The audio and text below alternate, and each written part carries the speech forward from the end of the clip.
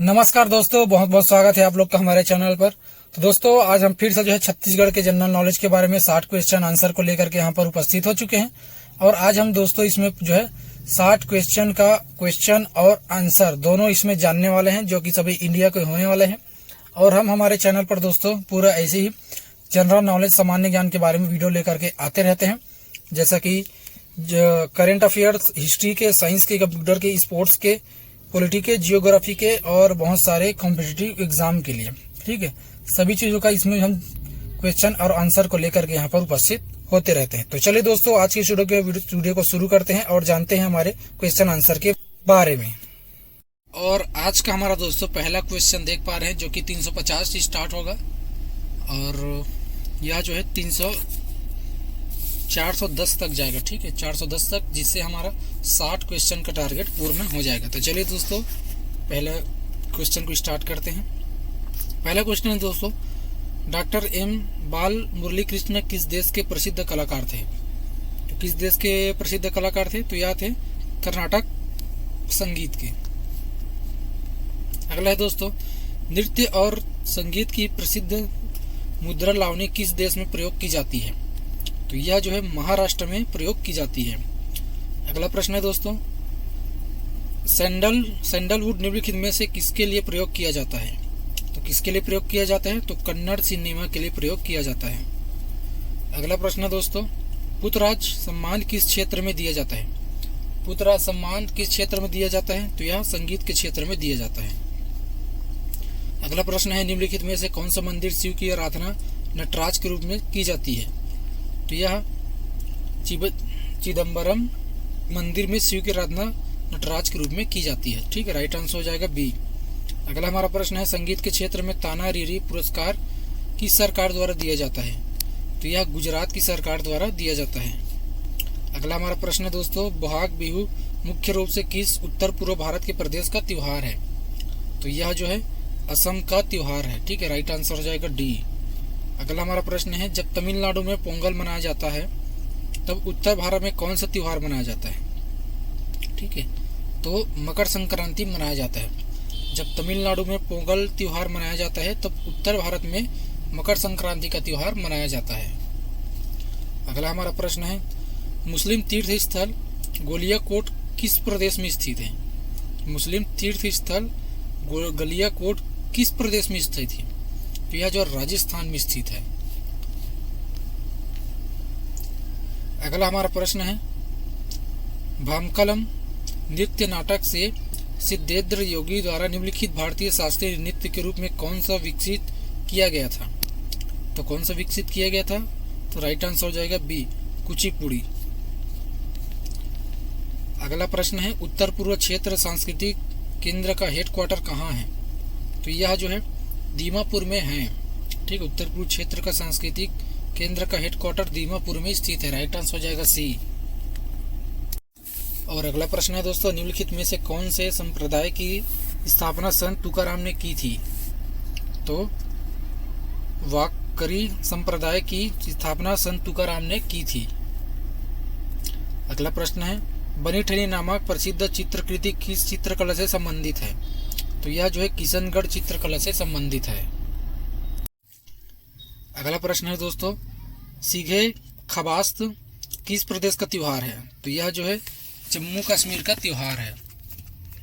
अगला प्रश्न है दोस्तों, पंडित जसराज किस घराने से संबंधित है?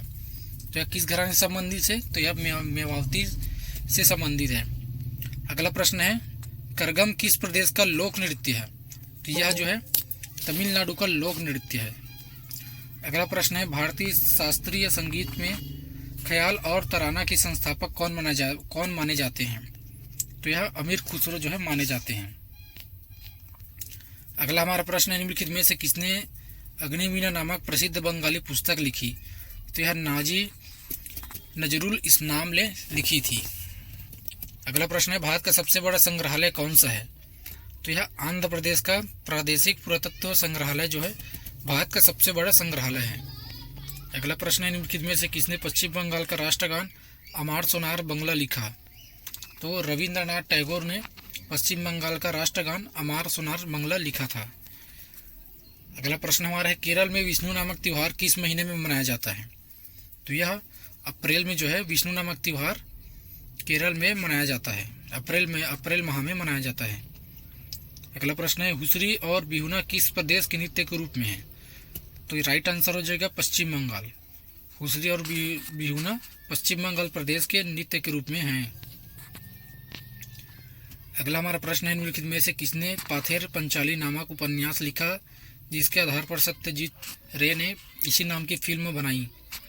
तो विभूति भूषण बंदोपाध्याय, ठीक है, उपाध्याय। अगला प्रश्न हमारा है मातूर गांव जहाँ के निवासी संस्कृत बोलने के लिए जाने जाते हैं किस प्रदेश में है? तो यह जो है आंध्र प्रदेश में है। अगला प्रश्न हमारा है बेसिलिका ऑफ बॉम जीसस नामक विश्व धरोहर स्थल किस प्रदेश में स्थित है? तो यह जो है गोवा में स्थित है। अगला प्रश्न है मड़ई त्योहार किस प्रदेश का आदिवासी त्योहार है? तो यह छत्तीसगढ़ का त्योहार है। मड़ई त्योहार जो है छत्तीसगढ़ प्रदेश का आदिवासी त्योहार है। अगला हमारा प्रश्न है दंपु नृत्य किस प्रदेश का नृत्य है? तो यह जो है आंध्र प्रदेश का दंपु नृत्य है। अगला प्रश्न है शेषेर कविता निम्नलिखित में से किसकी रचना है? तो राइट आंसर हो जाएगा ए रविंद्रनाथ टैगोर की रचना है। अगला प्रश्न है भारत दुर्दशा के लेखक निम्नलिखित में से कौन सा है? तो भारतेंदु हरिश्चंद्र जो है भारत दुर्दशा के लेखक हैं। अगला प्रश्न है भारत के अलावा तमिल भाषा कहाँ आधिकारिक भाषा है? तो श्रीलंका और सिंगापुर जो है भारत के अलावा तमिल भाषा की आधिकारिक भाषा है। अगला हमारा प्रश्न है सबरीमाला किस प्रदेश में है? सबरीमाला किस प्रदेश में है? सबरीमाला जो है केरल प्रदेश में है। अगला प्रश्न है रम्मन किस प्रदेश का त्योहार है? रम्मन किस प्रदेश का त्योहार है? तो रम्मन जो है उत्तराखंड प्रदेश का त्योहार है। अगला प्रश्न है प्रसिद्ध नावा कलेबर त्योहार किस प्रदेश में संबंधित है? किस प्रदेश से संबंधित है? तो उड़ीसा से संबंधित है नावा कलेबर त्योहार। अगला प्रश्न है निम्नलिखित में से किस मंदिर को ब्लैक पगोड़ा कहा जाता है? निम्नलिखित में से किस मंदिर को ब्लैक पगोड़ा कहा जाता है? तो सूर्य मंदिर कोणार्क को ब्लैक पगोड़ा कहा जाता है। अगला हमारा प्रश्न है काला घोड़ा नामक कला त्योहार किस शहर से संबंधित है? काला घोड़ा नामक त्योहार किस शहर से संबंधित है? तो यह जो है मुंबई से संबंधित है। अगला प्रश्न है हनुक नामक प्रकाश का महोत्सव किस धर्म से संबंधित है? तो यह जो है यहूदी धर्म से संबंधित है। अगला प्रश्न है निम्नलिखित में से किसे बंगाल का गीता गार्बो कहा जाता है? निम्नलिखित में से किसे बंगाल का गीता गार्बो कहा जाता है? तो सुचित्रा सेन को कहा जाता है। अगला प्रश्न है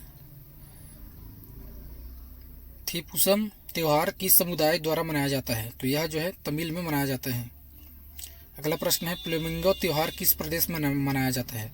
फ्लेमिंगो त्योहार किस प्रदेश में मनाया जाता है? तो यह जो है आंध्र प्रदेश में मनाया जाता है। अगला हमारा प्रश्न है शून्य का आविष्कार किसने किया था? शून्य का आविष्कार किसने किया था? शून्य का आविष्कार जो है अज्ञात भारतीय ने किया था।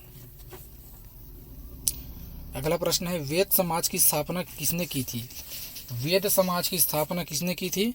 तो केशव चंद्र जी ने जो है वेद समाज की स्थापना की थी। अगला हमारा प्रश्न है महाराष्ट्र के वारकरी संप्रदाय की स्थापना किसने की थी? तो ध्यानेश्वर ने की थी। अगला हमारा प्रश्न है निम्नलिखित में से कौन से संत मोची का कार्य करते थे? तो रैदास जो है मोची का कार्य करते थे। अगला प्रश्न हमारा है निम्नलिखित में से कौन सा मंदिर वास्तुकला की द्राविड़ शैली की विशेषता है? तो विमान जो है वास्तुकला की द्राविड़ शैली की विशेषता है। अगला हमारा प्रश्न है निम्नलिखित में से कौन सी चोल काल की सबसे प्रसिद्ध मूर्ति है? तो नटराज जो है चोल काल की सबसे बड़ी प्रसिद्ध मूर्ति है। अगला हमारा प्रश्न है महाबलीपुरम के पगोड़े किसके द्वारा बनवाए गए थे? तो यह पल्लव के द्वारा महाबली के पगोड़े पल्लव द्वारा बनवाए गए थे। अगला हमारा प्रश्न है पाली भाषा में निगंठा नटपुत किसे कहा गया है? पाली भाषा में निगंठा नटपुत किसे कहा गया है? तो यह जो है महावीर को कहा गया है। अगला हमारा प्रश्न है निम्नलिखित में से कौन सा तमिल व्याकरणिक ग्रंथ है? तो यह जो है तोल्कापियम जो है तमिल का व्याकरणिक ग्रंथ है। अगला हमारा प्रश्न है कौन सा वेद आधा गद्य और आधा काव्य में है? तो यजुर्वेद जो है आधा गद्य और आधा काव्य में है। अगला हमारा प्रश्न है, कल्हन की रजंतगिनी की रचना कौन सी शताब्दी में हुई? तो यह जो है 12वीं शताब्दी में हुई। अगला हमारा प्रश्न है, वल्लभी काल किस काल को कहा जाता है? वल्लभी काल किस काल को कहा जाता है? तो वह गुप्त काल को जो है वल्लभी काल को कहा जाता है। वैदिक काल में किस यज्ञ में यज्ञ सामग्री में सूरा का प्रयोग किया गया था? तो सौत्रामणि में किया गया था। अगला हमारा प्रश्न है, ऋग्वेद के अनुसार दशराज युद्ध किस नदी पर हुआ था? ऋग्वेद के अनुसार दशराज युद्ध किस नदी पर हुआ था? तो यह जो है परुशनी नदी पर हुआ था। अगला प्रश्न है, जहांगीर ने फारस के राजा शाह अब्बास प्रथम की पेंटिंग किसके लिए फारस भेजा था? तो यह जो है बिशनदास फारस के शाह जो है अब्यम पेंटिंग के लिए फारस भेजा था। अगला प्रश्न हमारा है, वेदों का प्रमुख टीकाकार शयन किस साम्राज्य से जुड़ा हुआ था? तो यह जो विजयनगर साम्राज्य से जुड़ा हुआ था। अगला हमारा प्रश्न है, निम्नलिखित में से कौन सा मंदिर चोल साम्राज्य से संबंधित है? तो कैलाशनाथ मंदिर जो है चोल साम्राज्य से संबंधित है। और अगला हमारा प्रश्न है दोस्तों, निम्नलिखित में से महायान बौद्ध पंथ के अनुसार कौन से भविष्य के बुद्ध थे? तो यह जो है मैत्रेय के बुद्ध थे। अगला हमारा प्रश्न है, सांतारा प्रथा किस धर्म से संबंधित है? सांतारा प्रथा किस धर्म से संबंधित है?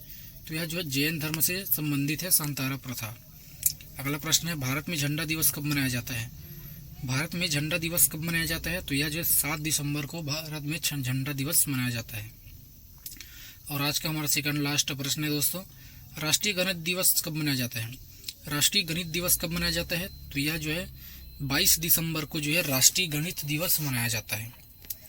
और आज का हमारा लास्ट क्वेश्चन है दोस्तों, देख पा रहे हैं आप, भारतीय संविधान के किस अनुच्छेद के तहत लोकसभा में अनुसूचित जातियों और जनजातियों के लिए आरक्षण दिया गया है? काफी इंपॉर्टेंट क्वेश्चन है दोस्तों। भारतीय संविधान के किस अनुच्छेद के तहत लोकसभा में अनुसूचित जातियों और जनजातियों के लिए आरक्षण दिया गया है? तो 330, ठीक है, 330 अनुच्छेद के तहत लोकसभा में अनुसूचित जाति और जनजातियों के लिए आरक्षण दिया गया है। याद रखिएगा 330, ठीक है। तो इस प्रकार से दोस्तों आज का हमारा जो है 60 क्वेश्चन का टारगेट पूर्ण हुआ, ठीक है। तो आज की इस वीडियो में बस इतना ही दोस्तों, हम जल्द मिलेंगे आप लोगों से नेक्स्ट वीडियो में। वीडियो अगर अच्छा लगा हो तो लाइक कर दीजिएगा, शेयर कर दीजिएगा और सब्सक्राइब कर लीजिएगा हमारे चैनल को, ठीक है। हम कल फिर जो है फिर से 50-60 जी जैसा भी बनेगा उसके हिसाब से हम क्वेश्चन आंसर को लेकर के पुनः उपस्थित हो जाएंगे। तो मिलते हैं दोस्तों नेक्स्ट वीडियो में, तब तक के लिए जय हिंद जय भारत।